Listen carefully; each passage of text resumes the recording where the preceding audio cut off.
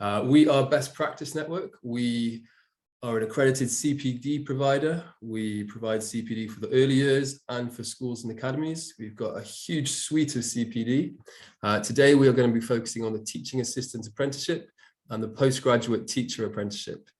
So those are two courses, both of which can be funded through the Apprenticeship Levy, and both of which are fully accredited.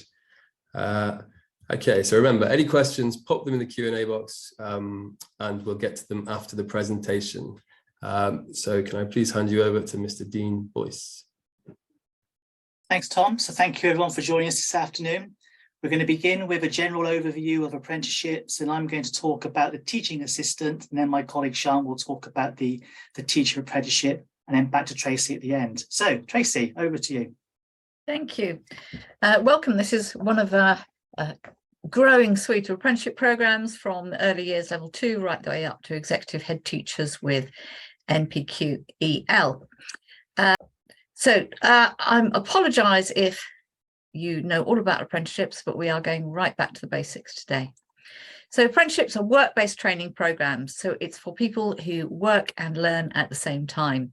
So they're in a paid job and they're training whilst they're doing that job. It can be for new or existing staff, but it must cover new learning. So as long as you can have been in the role for a long time, but as long as there's enough new learning, then you can join the programme. Apprentices are members of staff. They have to have a contract of employment, and it must cover the duration of the apprenticeship. They cannot contribute to the cost of their training, so that can't come out of their wages in any way. They must be allowed time to study. That's really important. It's not studying in your own time, it's studying in part of your employed time. Programs are always a minimum of 12 months. So if it is a longer program, you can complete early as long as you've finished 12 months of training. Employers can allocate a mentor, and they've got to be able to attend and contribute to that apprenticeship induction and agree that individual learning plan. It's very much a collaborative approach where we are supporting employers and the apprentices to achieve on their programs. Employer engagement. We work really carefully and closely with our employers to ensure they know every detail of an apprenticeship. And they will all employers receive an induction as part of the first day of learning. So that's not just for the apprentice, but also for the employer. And we provide full handbooks with everything you could ever need to know. Employer engagement is absolutely essential.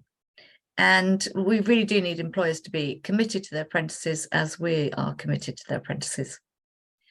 There are lots of bits of paper that are now all electronic, so contracts, etc., go out electronically.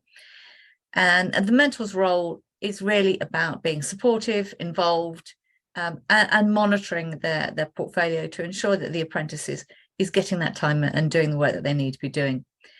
Participating in face-to-face and preferably most remote reviews, releasing apprentices for observations and reviews, planning that time out of class for attending training events, providing opportunities for learning and development, and understanding and supporting OTJT, off-the-job training.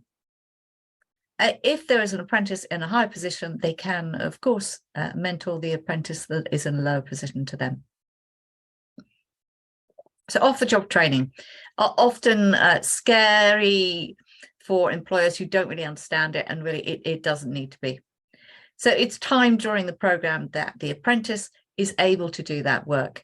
So it's out of their normal day-to-day working duties, unless they've never done them before. So at the beginning of the programme for an apprentice, if everything is new learning, then everything counts.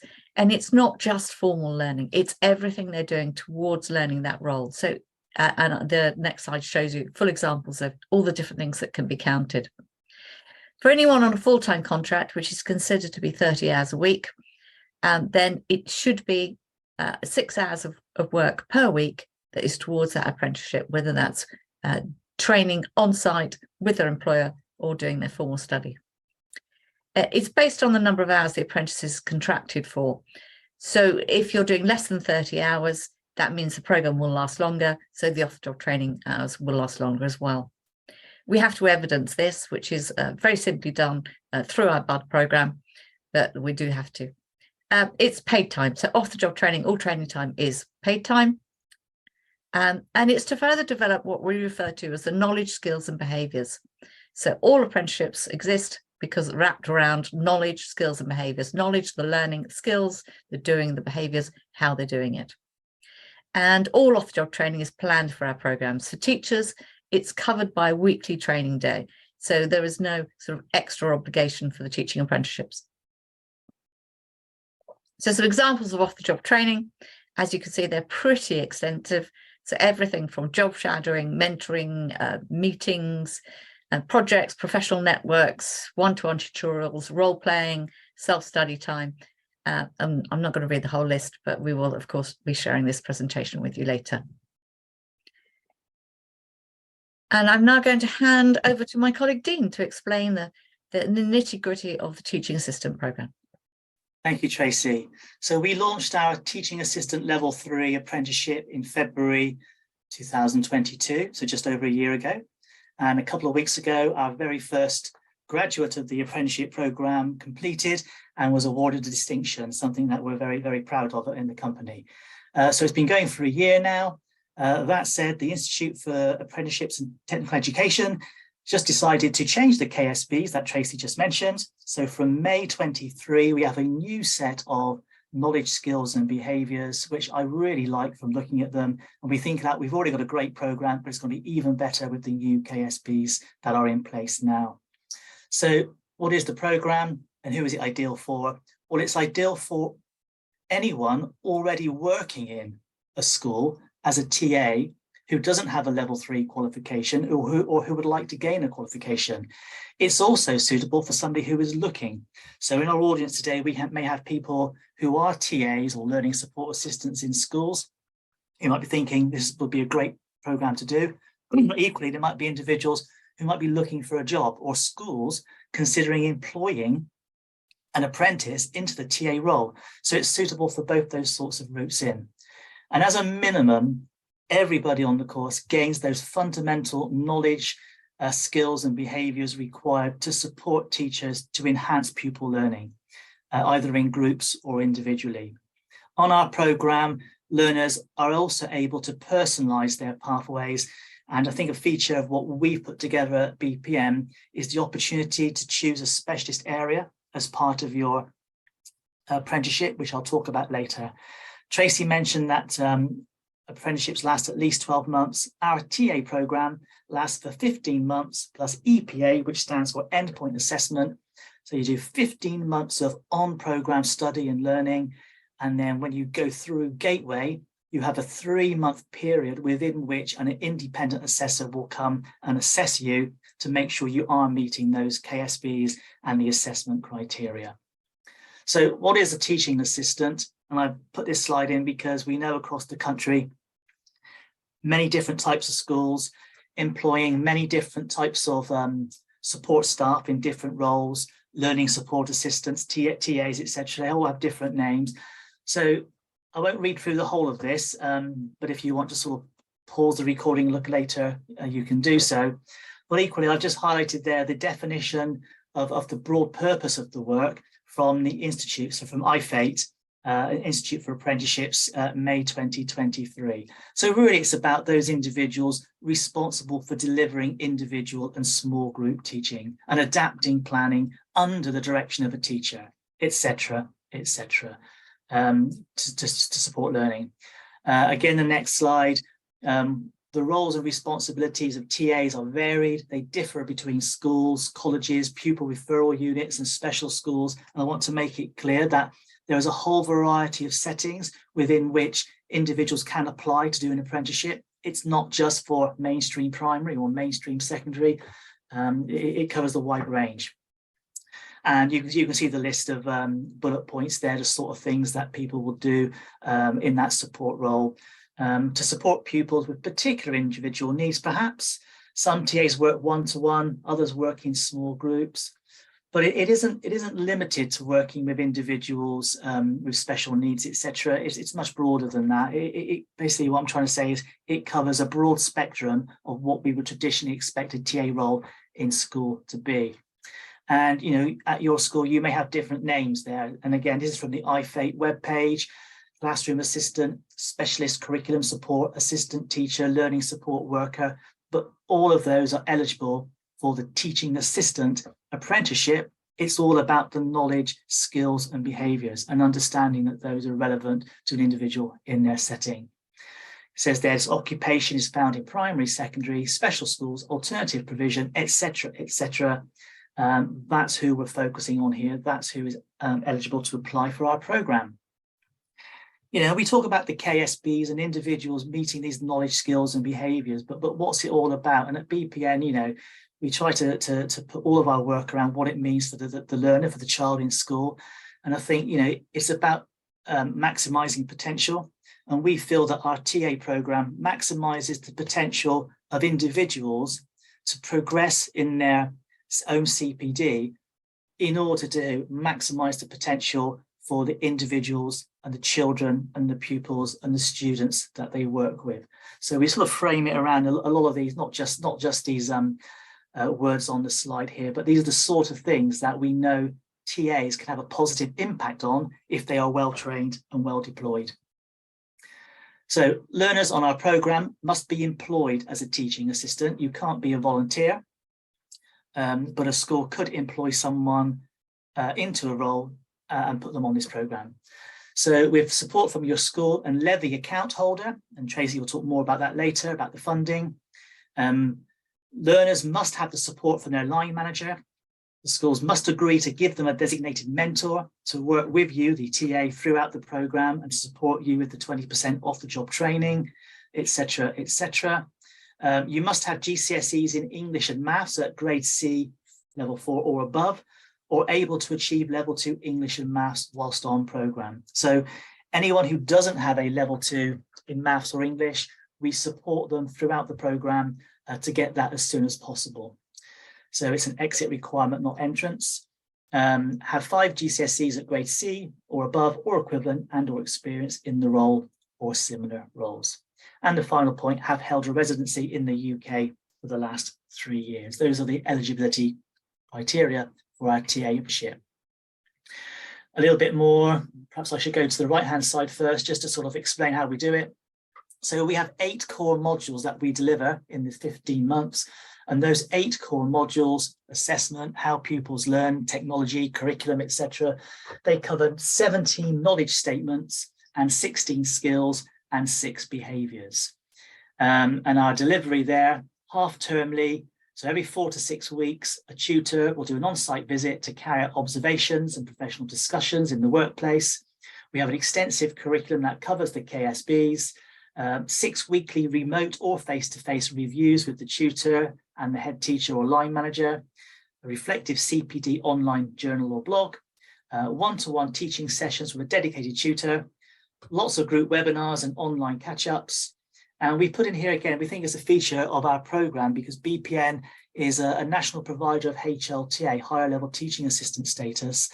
And we were very mindful when we wrote our curriculum for TA level 3 that we integrate progression from TA level 3 into HLTA for those who are suitable. It's not part of the programme, but individuals who complete our TA level 3 programme, because of the way we've designed it and deliver it, are eligible for a fast track to HLTA, which I'll mention a bit later, or more details are available on our website. And we work through individual learning plans. I think the key things and features of our programme is that individual approach that we take, enabling learners to personalise their pathway and the specialisms, which I'll come to shortly. The key dates for delivery. So we have several cohorts throughout the year. The next open intakes include now applications close on the 13th of August for a September start. So we've got groups up and running, ready to go in September on the 19th and 26th, and there's still spaces available. And if anyone signs up and applies by the 13th, we can potentially get them into those groups. If you miss that, well, applications close on 19th of September for an October start. And if you miss that, applications close on the 13th of October for the 21st November start. So there's lots of opportunities to apply, but we would encourage you please to apply as soon as possible. Bespoke regional cohorts to start as required. So the The vast majority of our programs are delivered online. That doesn't mean independent on your own learning. We have monthly group talk sessions where you are working with your peers, with your colleagues, working with tutors in breakout rooms, having discussions around your progress. That works really, really well, and that's our standard program. We are looking at programs in Billericay, around South Essex and Southend Thurrock, Kent, Hertfordshire, and in Oxfordshire as well, with some of our partners and delivery partners, teaching school alliances or teaching school hubs, etc., or multi-academy trusts, whereby between 7 to 10 of the 14 taught sessions can be delivered face-to-face. So if you are a school or a teaching school hub or a MAT interested in putting together your own bespoke local group where some of the taught sessions are held online, please do get in touch. And that diagram shows it all here. 15 months on program. You go through what's called Gateway, where we say this person has been on the program. It says 15 months. As Tracy said, there is opportunity to fast track. So if after 12 months, you've met all the KSBs on program, we can fast track you through. We can put you through Gateway, which makes you eligible for your endpoint assessment. But normally it's 15 months. Why choose Best Practice Network? We think that one of the reasons is the support we give. I won't read all that there, but there's a whole list of things that we believe we give to the individuals in the way we support the learner and support the school and support the mentor to not just pass. So the outcomes of an apprenticeship on this one are fail, pass, merit, or distinction. And we try our very, very best to get everybody towards that distinction or at the distinction level. And that's very much something that we're very keen to encourage all schools to aim towards. So specialist area, and when we designed our TA level 3, we spoke to a lot of schools and said, look, you may have been using the apprenticeship route for years. So, most schools hadn't, but some had. What would you like to see in a program? And we had a lot of feedback about development of specialisms. And this links in really well with HLTA, because if you do think of that journey from TA through to HLTA, through to a teacher, etc., HLTA has an area of expertise which is required. So developing a specialism or beginning to develop a specialism at TA level 3, we think is a good idea. So we've created 5 short courses which individuals can do as part of their apprenticeship, and individuals must select and complete one specialism from SEND, early years, EAL, behaviour and assessment. They all must do one. They can choose more than one, but if they choose more than one, must ensure this is discussed with the employer and tutor, so time spent on the specialisms does not interfere with the job role or with core apprenticeship course requirements. Individuals completing these individual units of work get a certificate from the CPD Accreditation Service, that's a national organisation, and the specialisms become available 6 months into the programme. I'll leave you to read that, but I think that's something that's gone down very well, the idea that an individual can focus in beyond the core foundational KSBs to develop that knowledge and the skills and behaviours in a specialism. Oops.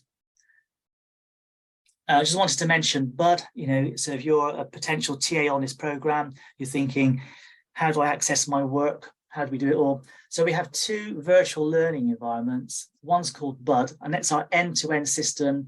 We use that for onboarding applicants, all the activities you do. We set you very clear tasks. Throughout the program, you are directed to task A, B, C, D, E, and each one has got a template, and each one will tell you exactly what to do. You complete those tasks, you upload it to BUD, your assessor will assess and grade and give you feedback, formative and summative feedback on those tasks. That's all contained within BUD. The personalization is that you get a chance to talk with your mentor and tutor about which order you do the tasks in. It's not a strict prescribed modular approach where everybody does exactly the same task at the same time. We recognize schools are different, so there is an opportunity to personalize that journey through. But BUD is where all the core requirements of the program are met. Where we think we've got a really great enhancement to our program is we use another VLE called Canvas. and Canvas is a library where we share additional resources. So using our expertise and our experience in NPQs, in working in early years, in working with TAs on other programs, we've put together a library of online resources divided into the 8 modules, whereby there are videos to watch, readings to look at, activities that you can consider. And throughout there, it's like going into a library and picking ideas off the shelf. So whatever level you're at in terms of your experience, you can go to the right sort of level and pick the right things off the shelf. And that's, again, something we think is a very supportive and useful resource which individuals on our program get. Just to mention endpoint assessment. Throughout the program, the 15 months, you are completing tasks, you are being observed by your mentor, by your tutor, and along the way, you are demonstrating KSPs and you're ticking them off to say, do you know what, on program, I've demonstrated these and I've evidenced them. So we can't put you through Gateway until we say, in collaboration with your school, that we have seen evidence of all the KSPs, but we're not the assessors. At that point, we put you through Gateway. There will be an arrangement for an independent assessor who does not work for Best Practice Network, because it has to be independent. And there are 2 assessment methods. They will come to your school. They will do a practical observation with Q&A, and I'll let you read the bullet points there, followed by assessment method 2, a professional discussion supported by a portfolio of evidence. And the portfolio of evidence will arise from the tasks that we set you. So it won't be an additional task. It will be put together on program. So following those 2 assessment methods, which will take place on one day or could take place on 2 days, we then come away and they will give you an outcome of pass, fail, pass, merit, or distinction. Progression routes. So we've talked about how the learning gained will include the development of a specialist area. We've designed the curriculum so that it leads to familiarization and use of some similar HLTA assessment methodology, which is delivered in the context of level 3. And that familiarization with the standards for HLTA and a greater knowledge and understanding of whole class teaching, which is an HLTA requirement, but not a TA level 3 requirement, but that will support progression to HLTA afterwards. So successful learners are eligible to apply for fast track HLTA with BPN once their level 3 qualification has been awarded. And that's me complete on HLTA, not HLTA, Teaching Assistant level 3. Just check, are there any Q&A?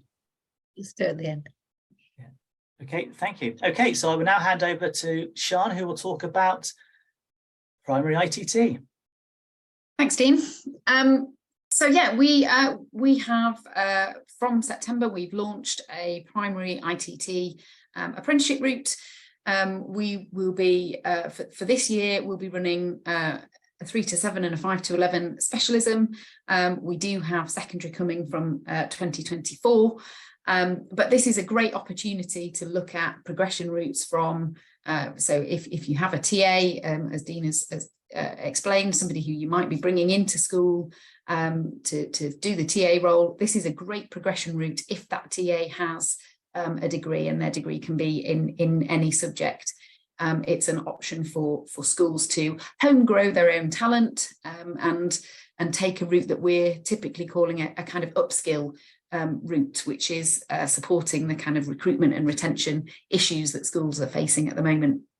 So our teacher apprenticeship route is essentially it's for those of you that are experienced with ITT, it's a salaried route into teaching with QTS at the end.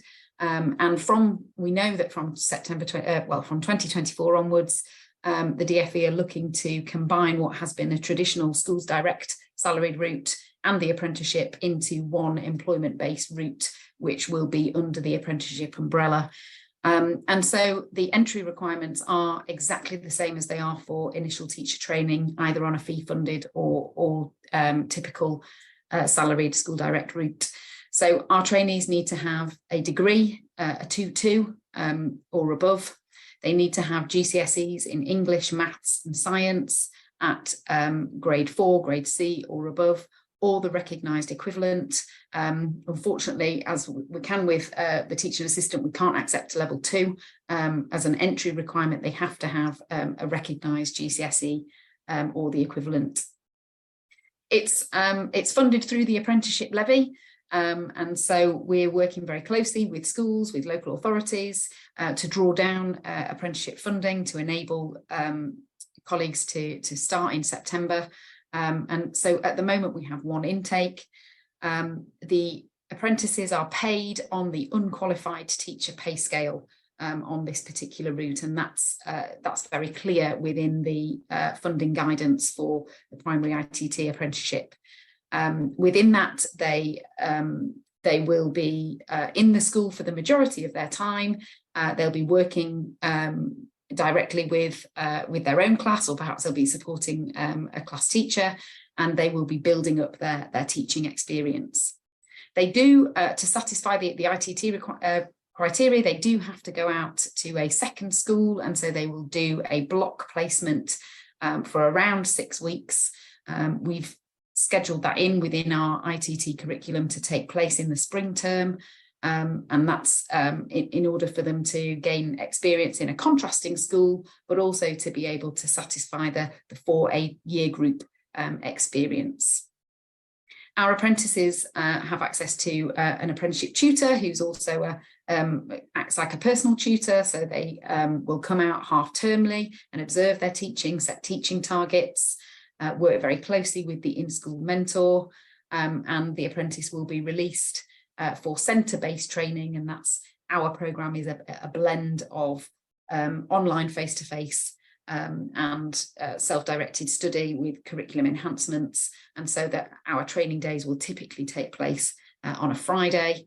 They have their in-school mentor, as I've mentioned, and they have sort of self-directed online learning modules which will take them through our ITT curriculum. So my next slide will just introduce you to our curriculum. What's slightly different to traditional ITT routes is that the apprenticeship has to be split over 4 terms. That's for this year. We are aware that the DFE are changing the apprenticeship, and we're feeding into any reviews that they've got, but as it stands at the moment, the apprenticeship is over 4 terms.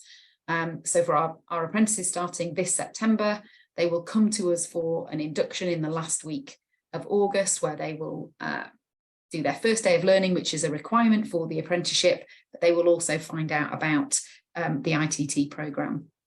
They spend their first term in their own school, involved in school-based training. As I said, in the spring term, they'll go out for their contrasting placement, and then in their 3rd term, they'll be back in their own host school, if you like, continuing their apprenticeship. They go through the same process that other ITT candidates will go through, in that there's a recommendation for QTS at the end of the 3rd term, but our apprentices complete their endpoint assessment in the 4th term, so the following September, and that endpoint assessment validates their QTS and completes their apprenticeship. So they have an intensive programme. We've designed our curriculum to meet the requirements of the new ITT criteria. So within our programme of study are blocks of what we call intensive training and practice, where they will take a granular focus on an aspect of our curriculum and explore that for a week, either with sort of online sessions from us, with discussions with their mentor, with opportunities for them to experience practice in their school and then deconstruct that practice with their mentor and their tutors. They have 12 core training days as part of our curriculum, and then we overlap that with subject-specific webinars and online and face-to-face workshops. They'll have curriculum enhancement sessions, so we're going beyond our ITT curriculum and inviting our trainees to curriculum enhancements that support a range of sort of primary, early years, particular specialisms, and people who contribute to that are subject matter experts within their field. And then, of course, they have an element of independent learning, online study, reading and research. So just sort of dipping into that a little bit more. Sorry. That's okay. The previous one, sorry, Dean. The aim of our, one more, Dean, if that's okay. Back one. No, forwards one. Thank you.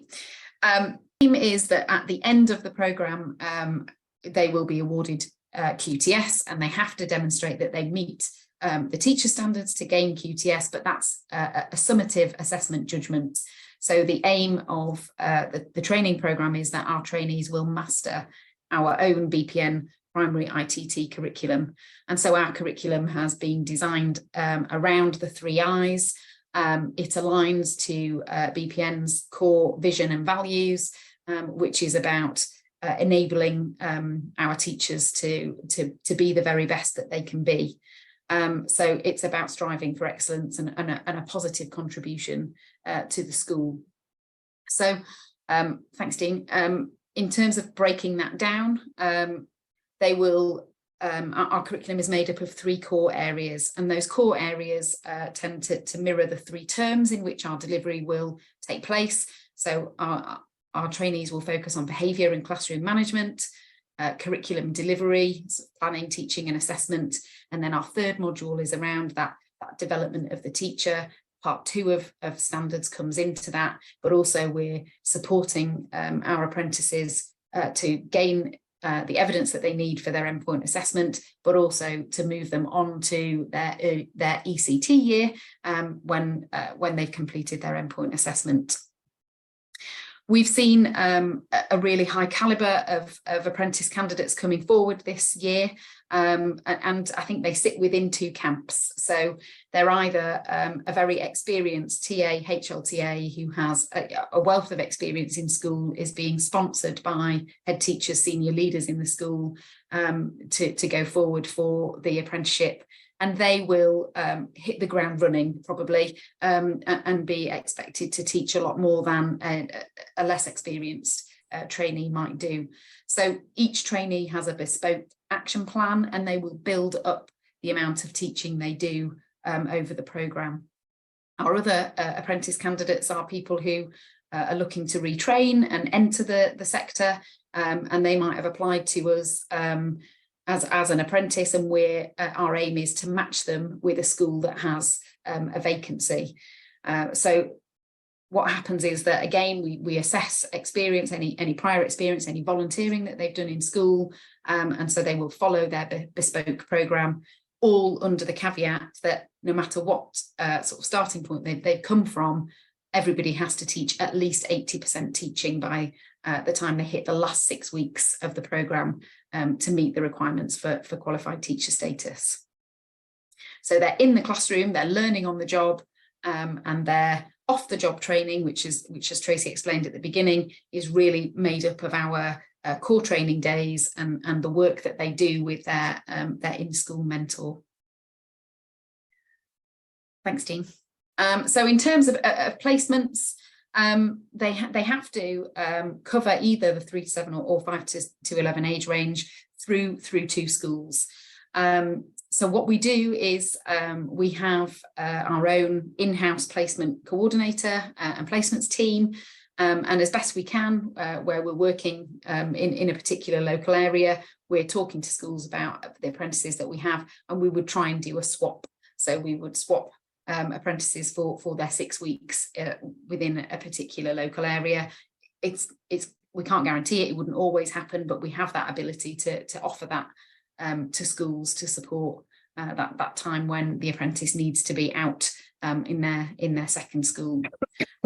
We're always looking for schools to join us. We know that schools want to support ITT placements, and so if you wanted to support an apprentice or have somebody for 6 weeks who is more experienced as a kind of HLTA, then it adds value to the host school as well. But apprentices are predominantly based within their employed school, and they although they will be recommended for QTS in the July, they do keep going on their programme throughout the summer with touch points with their apprenticeship tutor, preparing for their endpoint assessment and making sure that they satisfy both the ITT criteria and the ESFA criteria for the apprenticeship.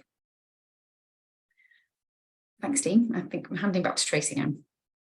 Okay, so who can't be an apprentice for any programme? Can't be an apprentice if you're under 16. You've got to have been in the UK for the last 3 years. Your employer, levy account holder, whoever's paying the finances and looking after you has obviously got to be thoroughly involved. And there are some other detailed, bizarre eligibility criteria that can be found on our website. So Maths and English GCSEs or equivalent at grade C or above for teaching apprentices, or be able to teach that on programme, achieve that on programme, as Dean has said. But for the teachers, again, they must have those already. Thank you, Dean. Some links in here for our vacancy form. So we have a great sales department. So if you have a vacancy for an apprentice, we will work with you to write that job spec, put that vacancy not only on our website, but also on the National Apprenticeships website. And we will first sift those applicants for you, so we can really help on cutting down the bureaucracy and the time spent on recruiting new teaching assistants and new teachers. Thank you, Dean. So application onboarding, I'm not going to read all of this, but it's there for you to read. And it depends if you're coming in via a group. So for those cohort groups, we have sort of ways of bringing them all together. And otherwise, all of our application process works through the BPN website, where we take the applications. They're all easily found on there. And then we also work with the employers and allocating account managers to support employers to gather all that information that we need and to work with you. We work with the employers through recruitment, interviewing, advertising, helping with the apprenticeship service account, which is how all apprentices are funded. A little bit more on that later. And there's a link there to the application form for the level 3. The application passes to Bud and we go through further checks. So additional learning support, any additional learning needs that are required, proof of ID, and the candidates speak with our onboarding team. So they're feeling really comfortable and they've got someone to ask any questions with before they start. All apprentices have to complete a short maths and English initial assessment, and that doesn't matter if you've got GCSEs or A-levels or a degree. Those initial assessments are a compulsory part of apprenticeships. And we will also, of course, require proof of any certificates that people are saying that they've got. Apprenticeships then have an apprenticeship agreement, a training plan and a finance agreement, and those are all sent electronically for signature by both the apprentice and the employer. So funding. Fairly simple way to see the funding on here in the grid on the right hand side. So I hope you can all see that. So there is either levy funding or there are non-levy funding. So if your employer has a wage bill of over £3 million, 0.5% of that goes into the apprenticeship levy fund. And that money can be spent on apprentices and only on apprenticeships. And if you run out of money within your levy fund, then the government will top that up. If you're not a levy payer, so if you've just got 1, 2, 3, 4, 5 employees, then the government pays 95% and the setting contributes 5% towards that. There are ways and other people that can also share their levy pots. If somebody really doesn't want to pay that 5%, then we can help you to try and find someone to support you with that extra 5%. And in this instance, there are incentives for 16-year-olds, but of course that's not going to apply. We can support you with your apprenticeship service account, absolutely through and through, and how to complete that, where to go and what to do. Thank you, Dean. So link here to the apprenticeship service account if you already don't have one, And if you have one, it's really worth finding out who in your organization is the person that is running that account. Somewhere there will be somebody who is the nominated person who's running that account. And without that, we can't sort the funding. And sometimes schools find it really, really hard to find who that person is that's working with it. We can also help with the account. If you give us permissions, we can make it much easier and do an awful lot of the work for you. So the account is used to get that apprenticeship funding, find and save apprenticeships, find, save and manage training providers, hopefully always us, recruit apprentices and add and manage apprenticeships. And we will offer all the support we can with that. So it links to some of our brochures, the teaching assistant brochure and the apply now button for the teaching assistants, and also the brochure for the postgraduate teaching apprenticeship. Just if you're looking at TAs, the pay rates for apprentices are fixed rates. They go up, well, in my knowledge, they've always gone up. They tend to go up in April, and those national minimum wages have to be followed. Thank you. Thanks, everybody. What a lovely presentation. We do have some questions. So everyone in attendance, if you have any questions, please put them in the Q&A box now, and I'll put them to our panel.